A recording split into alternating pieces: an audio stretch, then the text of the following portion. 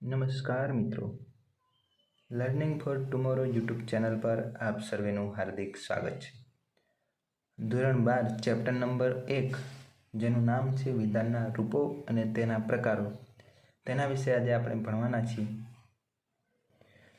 તો જેની અંદર આપણને વિધાનના રૂપો કેવા પ્રકારના છે, સાદું વિધાન છે, સંયુક્ત વિધાન છે, જેના વિશે ખૂબ સરળ રીતે સમજીતી જોઈશું.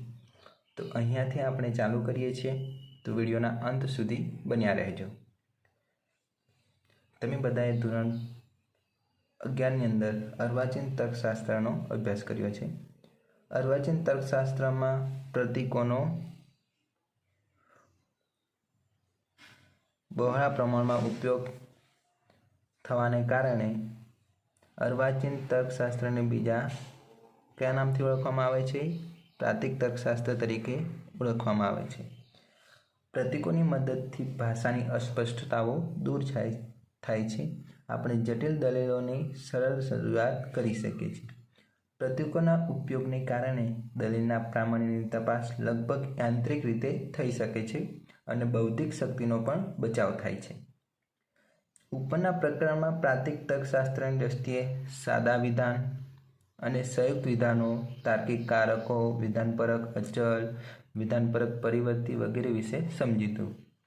સાદા અને સંયુક્ત વિધાનના ઉપયોગથી જટિલ સંયુક્ત વિધાનની રચના કેવી રીતે થઈ શકે છે અને જટિલ સંયુક્ત વિધાનનું સત્યતા મૂલ્ય સત્યતા કોષ્ટક દ્વારા કેવી રીતે થઈ શકે છે તે અંગે વિગતવાર માહિતી મેળવીશું. વિધાનનું રૂપ, તેનું સ્થાનાપતિ નિદર્શન, વિધાન માટેના રૂપના પ્રકારો તેમજ વિધાન માટેના રૂપના પ્રકારો તપાસવા માટેની સત્યતા કોષ્ટકની રીતનો અભ્યાસ કરીશું. મિત્રો, તમે 11મા ધોરણમાં શીખી ગયા છો કે વિધાનો 3 પ્રકારના છે, જેની અંદર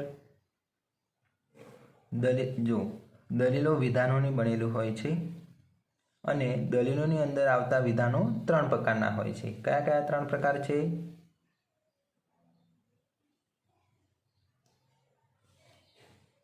સાદું વિધાન, સંયુક્ત વિધાન અને જટિલ સંયુક્ત વિધાન. હવે સાદું વિધાન શું કહેવાય? જે વિધાનમાં બીજા કોઈ વિધાનનો સમાવેશ થતો ન હોય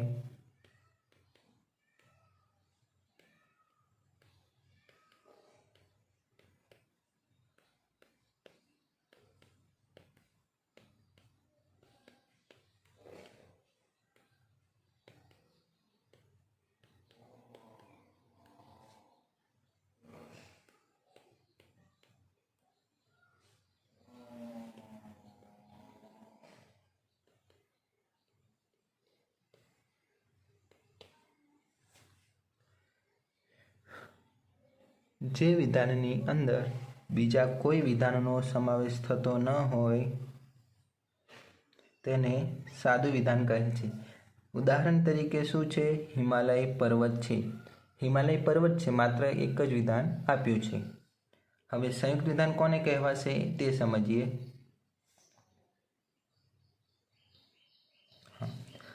સંયુક્ત વિધાન એટલે કે જે વિધાનમાં એક કે તેથી વધુ સાદા વિધાનોનો સમાવેશ થતો હોય તેને સંયુક્ત વિધાન કહે છે.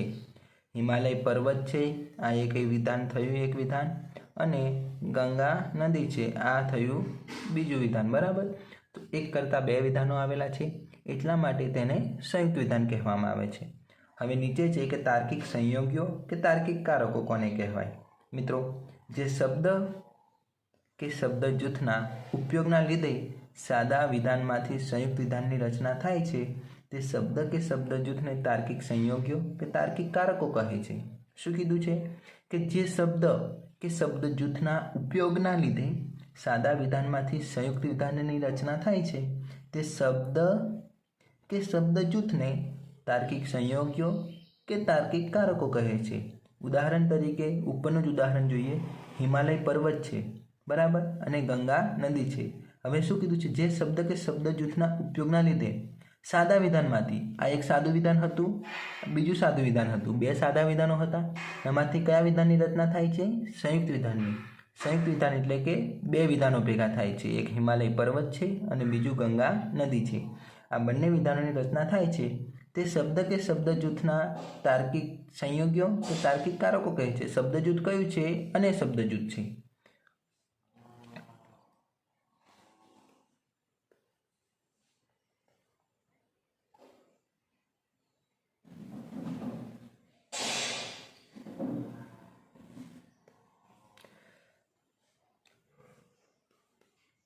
હિમાલય પર્વત છે. આ એક ઉદાહરણ થયું. આ બીજું ઉદાહરણ શું છે? ગંગા નદી છે. બરાબર. આ એક અલગ વિધાન હતું, બીજું પણ અલગ વિધાન હતું. બંને વિધાનોને કયા શબ્દ વડે સંયોજન કરવામાં આવ્યા છે? અને શબ્દ વડે. એટલે હિમાલય પર્વત છે અને ગંગા નદી છે. રાઈટ. તેને તાર્કિક સંયોગીઓ કે તાર્કિક કારકો કહે છે. જે શબ્દ કે શબ્દ જૂથના ઉપયોગના લીધે સાદા વિધાનમાંથી સંયુક્ત વિધાનની રચના થાય છે તે શબ્દ કે શબ્દ જૂથને તાર્કિક સંયોગીઓ કે તાર્કિક કારકો કહે છે. ઉદાહરણ તરીકે હિમાલય પર્વત છે, ગંગા નદી છે. બરાબર. આ બંને સાદા વિધાનો છે અને શબ્દ વડે જોડાતા હોવાથી અને એ શબ્દ તાર્કિક સંયોગીઓ કે તાર્કિક કારક છે. એટલું જ નહીં, પરંતુ તે દ્વારા બે વિધાનો અલગ ન રહેતા બંને વિધાનોને સમાવનારું એક નવું વિધાન બને છે. એટલે કે હિમાલય પર્વત છે અને ગંગા નદી છે એ બંને વિધાનો અલગ અલગ રહેતા નથી. એની જગ્યાએ બંને વિધાનોને એક કરીને એક સંયુક્ત વિધાનની રચના થાય છે.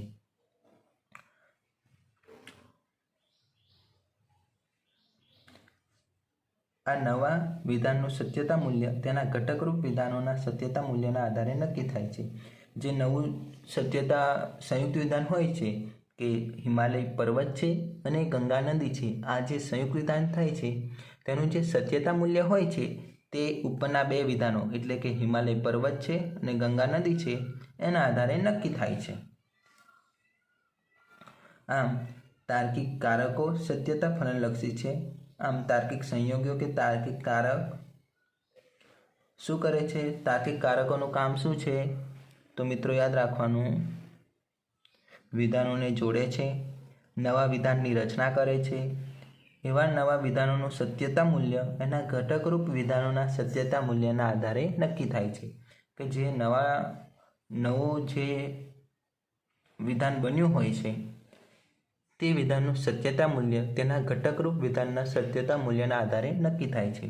બીજું શું કીધું છે? ચોથું કામ કે તાર્કિક સંયોગીઓ કે તાર્કિક કારકો સત્યતા ફલનલક્ષી કારકો છે.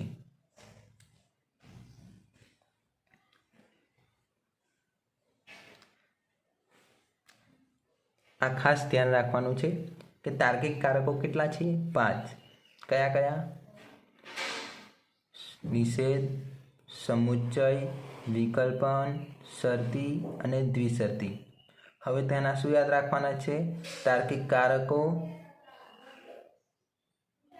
અને તેના પ્રતીકો. પ્રતીકો કયા છે? નિષેધ, સમુચ્ચય, વિકલ્પન, શરતી, દ્વિશરતી. બરાબર. નિષેધ માટે કયો શબ્દ યાદ રાખવાનો છે? નહીં. સમુચ્ચય માટે અને વિકલ્પન માટે કયો? તો કાં તો અથવા. શરતી માટે જો અને તો. દ્વિશરતી માટે જો, તો અને તો જ. આ જેના શબ્દો છે મિત્રો, શબ્દો ખાસ યાદ રાખવાના છે. નહીં માટે નિષેધ, સમુચ્ચય માટે અને, વિકલ્પન માટે કાં તો અથવા, જો તો માટે શરતી, દ્વિશરતી માટે જો તો અને તો જ. આ પાંચેય કારકો તમારે જે આગળના સત્યતા કોષ્ટકની અંદર આવશે તો તમારે બધાએ ખાસ ધ્યાન રાખવાનું છે.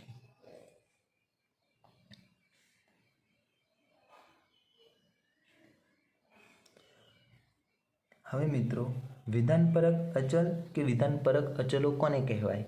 એની જે વ્યાખ્યા છે, એની જે ડેફિનેશન છે તે સમજવાનો પ્રયત્ન કરીએ. કે વિધાનપરક અચલ એટલે અમુક નિશ્ચિત વિધાન માટે વાપરવામાં આવતું પ્રતીક. કેવા વિધાન માટે વાપરવામાં આવતું પ્રતીક? તો નિશ્ચિત વિધાન માટે વાપરવામાં આવતું પ્રતીક. વિધાનપરક અચલ તરીકે A થી Z સુધીના કેપિટલ અક્ષરોનો ઉપયોગ કરવામાં આવે છે. વિધાનપરક અચલ એટલે A થી Z સુધીના કેપિટલ અક્ષરોનો ઉપયોગ કરવામાં આવે છે. A, B, C, D, P, Q, R, S વગેરે કેપિટલ અક્ષરોમાંથી અમુક ગમે તે અક્ષરને અમુક નિશ્ચિત વિધાન માટેના પ્રતીક તરીકે વાપરી શકાય. એટલે કે A થી Z સુધીના જેટલા પણ ABCDના કેપિટલ અક્ષરો હોય છે એ કેપિટલ અક્ષરોમાંથી તમે કોઈ પણ લેટર અથવા અક્ષરને નિશ્ચિત વિધાન માટેના પ્રતીક તરીકે વાપરી શકો છો. એટલે કે કોઈ પણ કેપિટલ અક્ષરો અમુક નિશ્ચિત વિધાનનો વાચક છે. વિધાનપરક અચલના ઉપયોગ અંગે નોંધપાત્ર મુદ્દો એ છે, ખાસ સમજવા જેવું છે મિત્રો,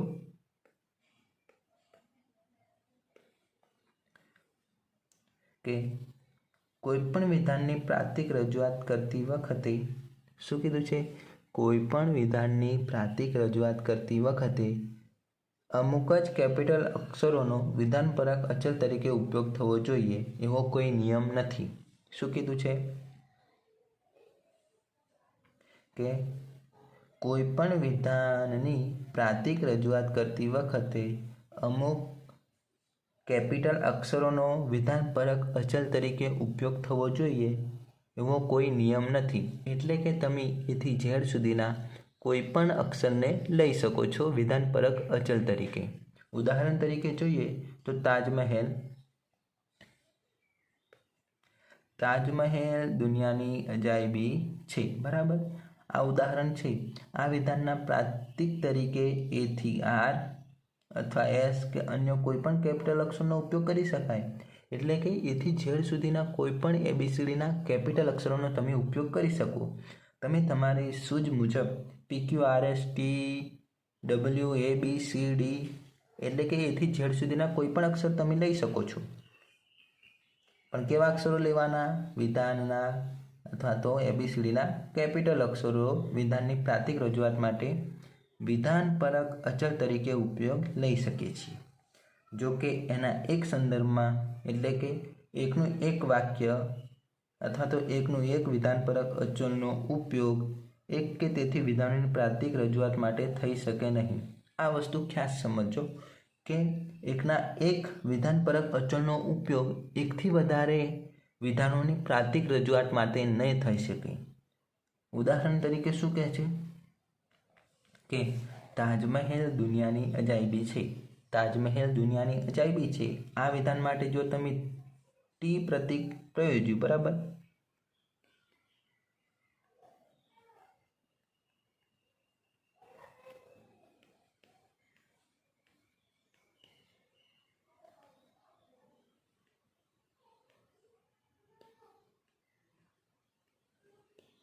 આના માટે તમે ટી વિધાન પસંદ કર્યું અને એના એ જ સંદર્ભમાં કેટલીક વાર આ વિધાન આવે તો વારે વારે આ જ પ્રતીક મૂકવું. એ જ રીતે સાંભળો મિત્રો, તાજમહેલ દુનિયાની અજાયબી છે. આ વિધાન માટે તમે જો ટી વિધાન પસંદ કર્યું અને ફરીથી જો આ જ વિધાન આગળના દલીલની અંદર રિપીટ થાય છે કે તાજમહેલ દુનિયાની અજાયબી છે, તો એના માટે પણ તમારે ટી વિધાન જ પસંદ કરવાનું હોય છે.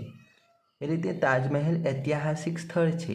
આ વિધાન માટે ટી પ્રતીક પ્રયોજી શકાય નહીં.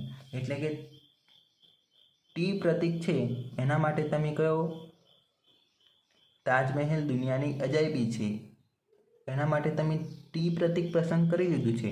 હવે બીજું વાક્ય છે કે તાજમહેલ ઐતિહાસિક સ્થળ છે, એના માટે તમે ટી પ્રતીક પ્રયોજી શકો નહીં, કારણ કે એ વિધાન આખું અલગ પડી જાય છે, બીજું પડી જાય છે. એટલા માટે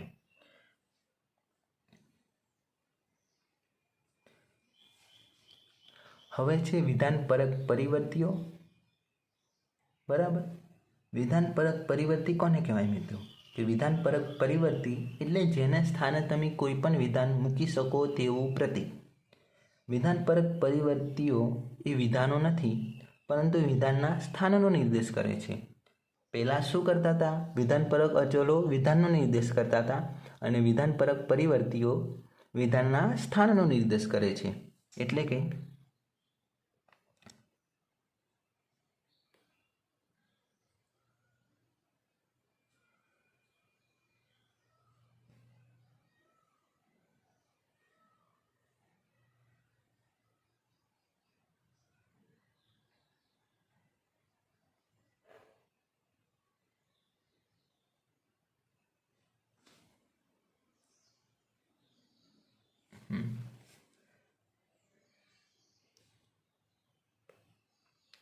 વિધાનપરક પરિવર્તી એટલે કે જેને સ્થાને કોઈ પણ વિધાન મૂકી શકાય તેવું પ્રતીક.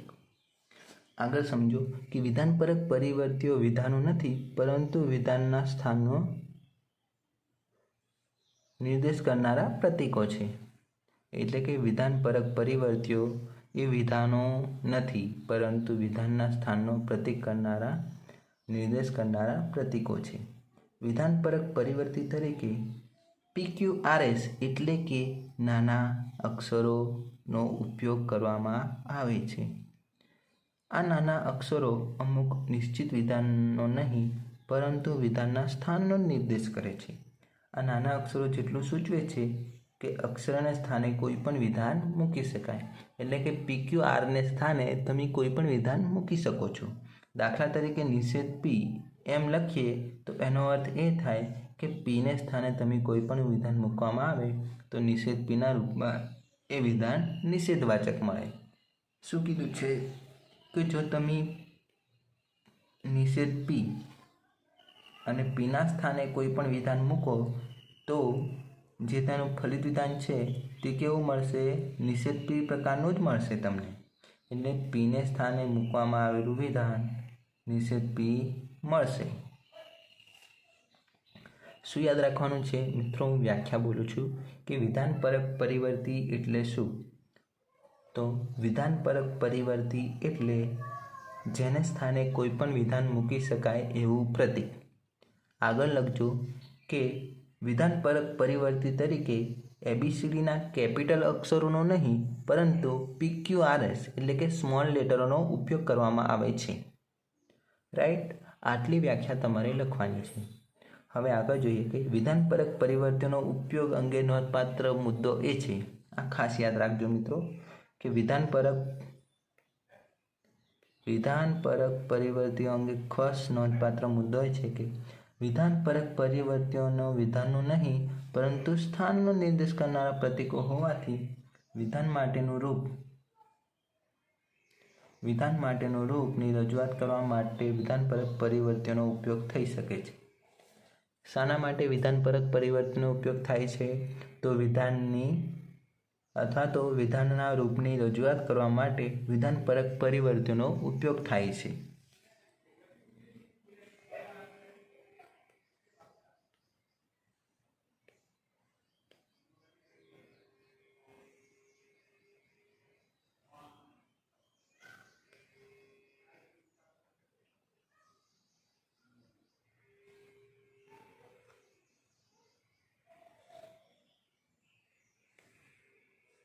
બરાબર? કે વિધાનના રૂપની રજૂઆત કરવા માટે વિધાનપરક પરિવર્તીઓનો ઉપયોગ થઈ શકે છે. હવે આગળ જુઓ કે વિધાન માટેનું રૂપ એ પ્રતીકોની એવી ગોઠવણી છે કે જેમાં વિધાનનો નહીં પરંતુ વિધાનપરક પરિવર્તી કે વિધાનપરક પરિવર્તીઓ અને તાર્કિક કારકો આવેલા છે. શું કીધું છે? કે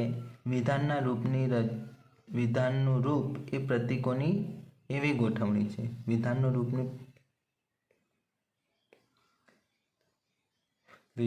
રૂપ એ પ્રતીકોની એવી ગોઠવણી છે કે જેની અંદર શું આવેલું છે? તો વિધાનો નહીં પરંતુ વિધાનપરક પરિવર્તીઓ કે વિધાનપરક પરિવર્તીઓ અને તાર્કિક કારકો આવેલા છે. રૂપની અંદર શું આવેલું છે? તો રૂપની અંદર શું આવેલું હોય છે? વિધાનપરક પરિવર્તી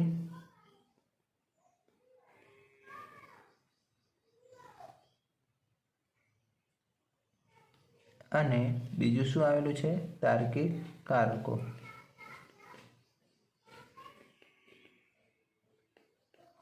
જેને તાર્કિક કારકોને બીજા કયા નામે ઓળખવામાં આવે છે? તાર્કિક સંયોગીઓ.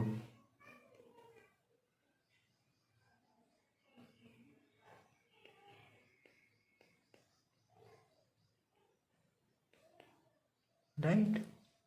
એટલે વિધાનપરક પરિવર્તીઓ અને તાર્કિક કારકો આવેલા હોય છે. શાની અંદર? વિધાનના રૂપની અંદર. મિત્રો, અહીંયા સુધી આપણે રાખીશું. મનોયત્ન 1.1 આપણે તેનું સોલ્યુશન થોડા દિવસમાં યુટ્યુબ પર આવી જશે.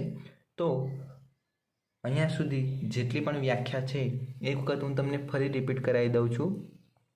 સાદું વિધાન કોને કહેવાય? સંયુક્ત વિધાન અને વિધાનપરક અચલ, વિધાનપરક પરિવર્તી. પહેલાં હું સાદા વિધાનની વ્યાખ્યા બોલું છું કે જે વિધાનની અંદર બીજા કોઈ વિધાનનો સમાવેશ થતો ન હોય તેને સાદું વિધાન કહે છે. હું તમને લાસ્ટમાં બધી વ્યાખ્યાઓ લખાવી દઉં છું જેથી તમને ખૂબ સરળતાથી સમજી શકો.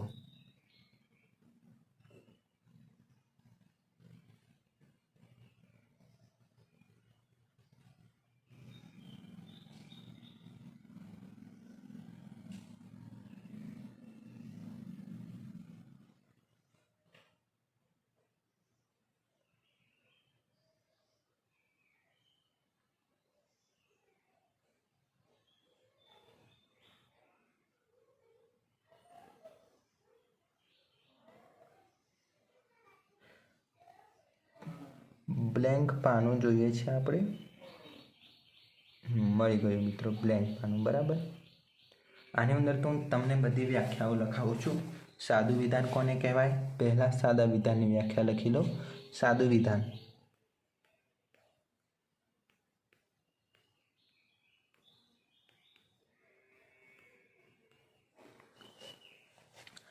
આ વ્યાખ્યાઓ તમારે બોર્ડની પરીક્ષામાં પૂછાય તો આ જ વ્યાખ્યા લખવાનો પ્રયત્ન કરવાનો છે કે સાદું વિધાન એટલે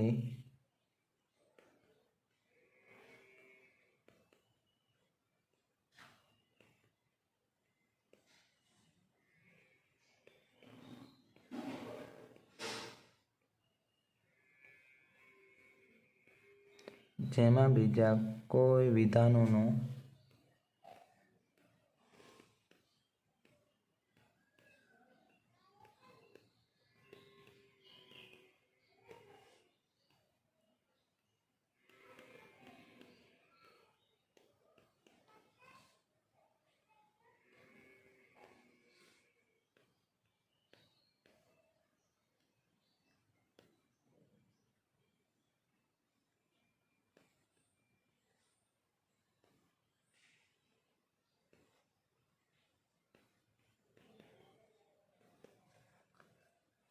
જે વિધાનની અંદર બીજા કોઈ વિધાનનો સમાવેશ ન થતો હોય તેને સાદું વિધાન કહે છે. બરાબર.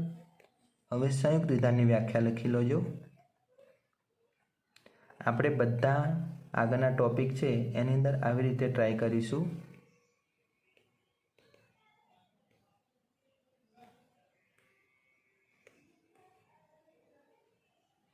કે જેટલી પણ વ્યાખ્યાઓ છે અને જેટલા પણ મહત્ત્વના મુદ્દા છે એને જે પણ આપણો લેક્ચર હોય છે એના અંતે ફરીથી એક વખત રિવિઝન કરવાનો ટ્રાય કરીશું જેથી કરીને તમે આગળ જે સમસ્યા હોય છે એ સમસ્યાનો તમે ઉકેલ લાવી શકો. બરાબર છે.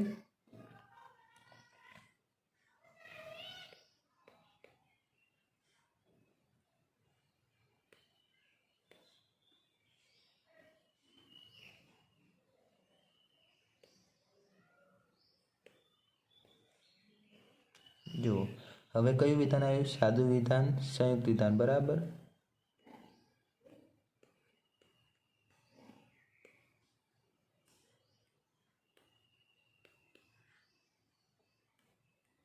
સંયુક્ત વિધાન કોને કહેવાય? જે વિધાનની અંદર સમજો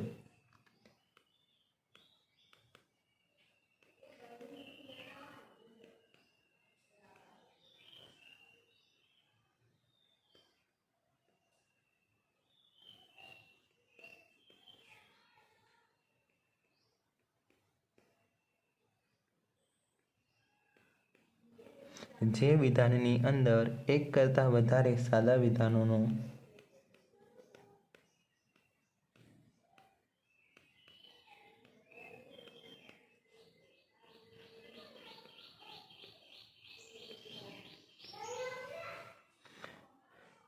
એક કરતાં વધારે સાદા વિધાનોનો સમાવેશ થતો હોય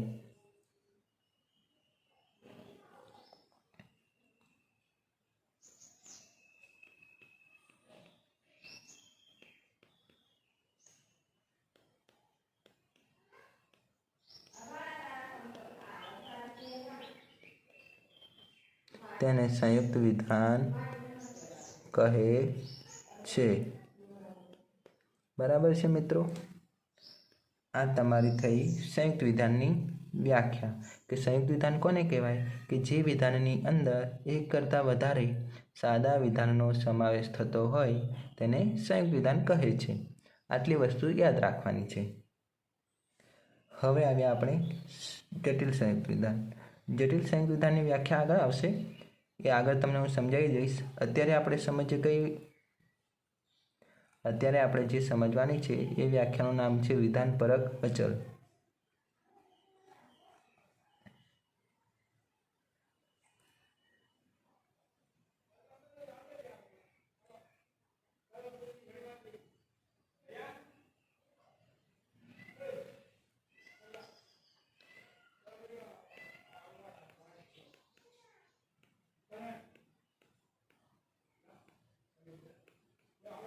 વિધાનપરક અચલ એટલે અમુક નિશ્ચિત વિધાન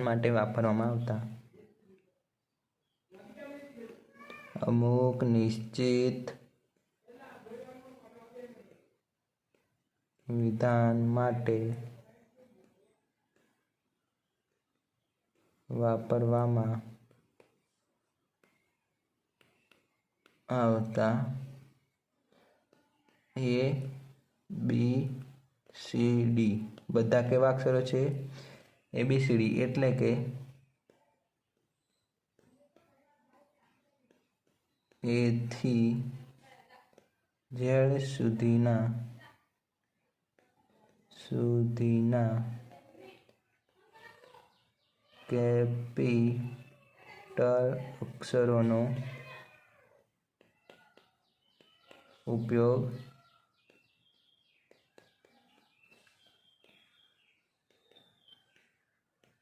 થાય છે તેને વિધાનપરક અચલ કહેવામાં આવે છે।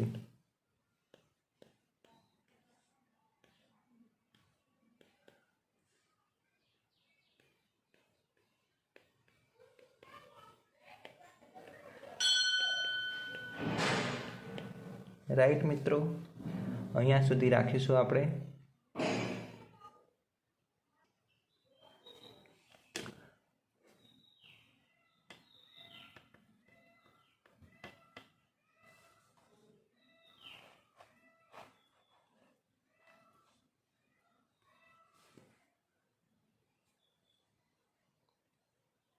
હવે આગળનો ટોપિક છે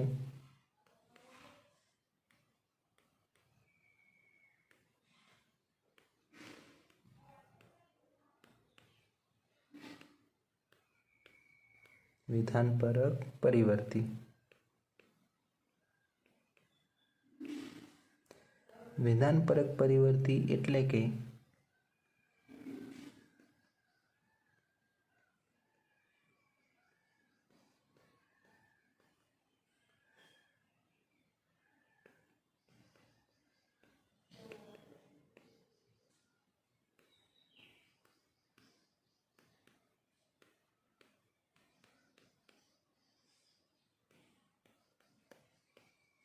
જેને સ્થાને કોઈ પણ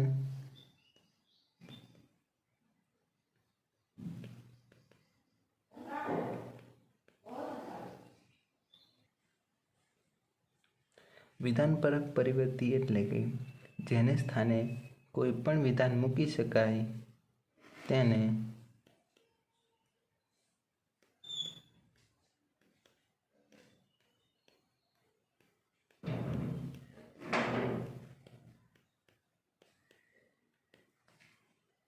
જેની અંદર કેવા લેટરનો ઉપયોગ થાય છે તો PQRS ABCDના નાના લેટરનો।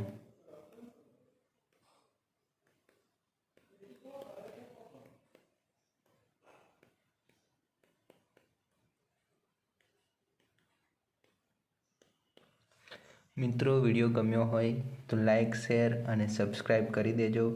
આગળનો ટોપિક આપણે મનોયત્ન, જેટલી પણ મનોયત્ન છે તેનું સોલ્યુશન આપણે લેક્ચરના એટલે કે આપણું જે જ્યારે ચેપ્ટર પૂર્ણ થાય ત્યારે મૂકીશું.